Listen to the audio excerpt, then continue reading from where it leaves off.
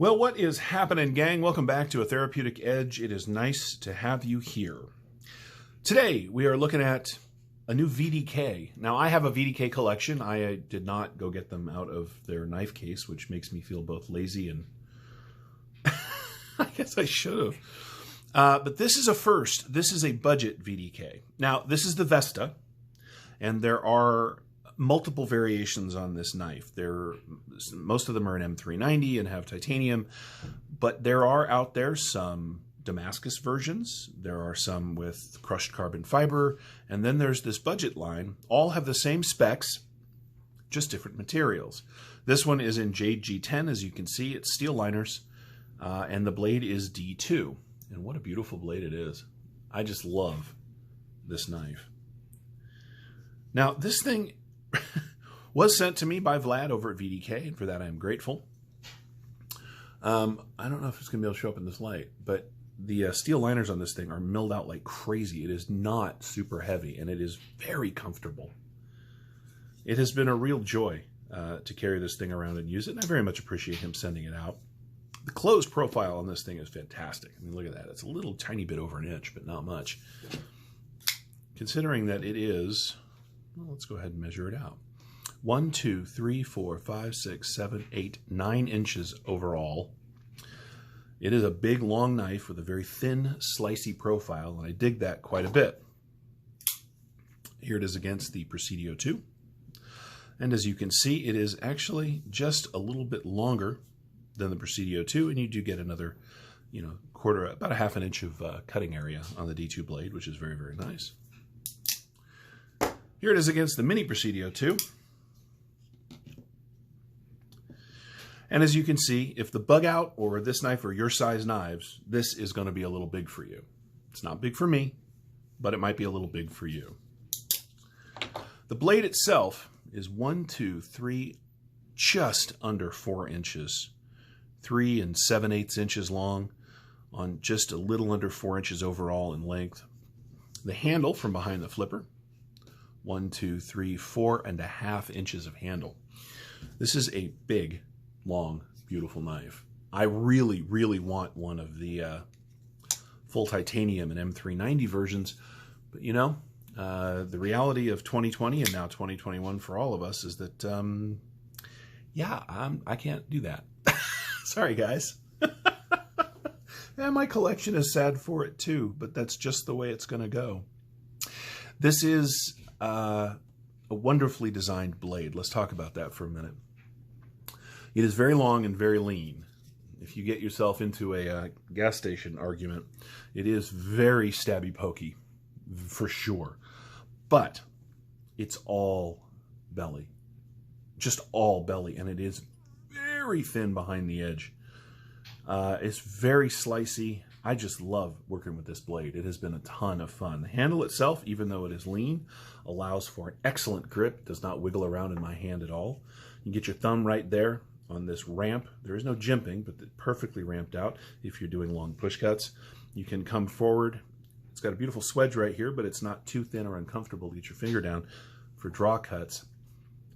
This has been just a superb user knife, and I really, really like it. Now, I find myself wondering if this is steel or titanium. Hang on. I went and got a pretty little magnet. Let's see. Okay, so the pocket clip is titanium. Of course, the rest of it is steel, just as you'd expect. I'm not a huge fan of natural or jade G10, however you want to put it. But I can tell you that this thing is milled in such a way it's a little bit rounded. Lines up on the liners just perfectly. The backspacer is matching jade G10. I love all the blacked out hardware. All right, so the liners are blacked out. The clip is sort of a roughed up titanium. The blade is black. The hardware is black. If I was to own this, and I don't, this is going to go back to Vlad when I'm done, I would immediately dye these out black, and I think this thing would just look wicked blacked out. But for a little pop of color, oh, there's a little bit of oil showing up there. The jade's pretty nice, and it's well done. You can see texture. It's got a little texture to it. It's just a very nice knife. It really is. And that makes me happy because Vlad's stuff, which by the way, I love all of his designs. I have 1, 2, 3, 4, 5 of them. Have all been favorites of mine, and none of them look exactly the same. He has really got a sort of radical design aesthetic. So none of his knives look like the other knives out of his collection, and I think out of his sort of catalog, and I think that's fantastic. This is no different. This is very long and lean. It is a different design for him, but that's how he does things. And I think that's very cool. I would own this very happily, and I will someday. Just not today. So let's get a look at some of the other specs while we're looking at it. The handle is just over a 1/2 inch at the thickest point. The blade itself is what, 128 thousandths. And we can move it back to millimeters. 3.22 millimeters at its thickest point, which is why it has kind of a nice high flat grind, but the blade is very thin, but it still comes down to a very, very slicey edge. The edge itself is perfect on this knife. I'm not 100% sure who's making these for him, but I will tell you that the grind comes to the end of the plunge right here. Excuse me, and we got a camera. The plunge grind comes down. It's got a sharpening choil. There is a little tiny bit of a smile, but not much. And the grind is really even all the way up the length of this blade, which is very nice to see. Now it does have a hole here, which is just aesthetic. I suppose if you had little tiny, oh yeah, so if I had fingernails or something, I could probably flick this thing open. But yeah, no, it's a flipper. The flipper's not bad. It's relatively small, and it works every single time. It is, excuse me, it's a liner lock. I don't know if I mentioned that yet. It's obvious for those of you looking at it. It's kind of hard to see in this light because it's so blacked out in there. It's a liner lock, and we're locked up at just about 25%.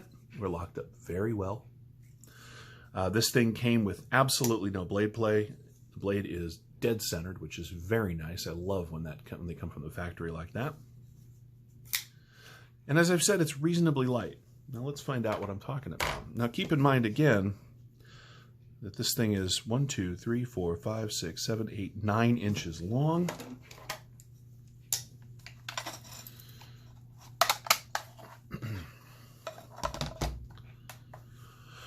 Well, let's find out how much it weighs.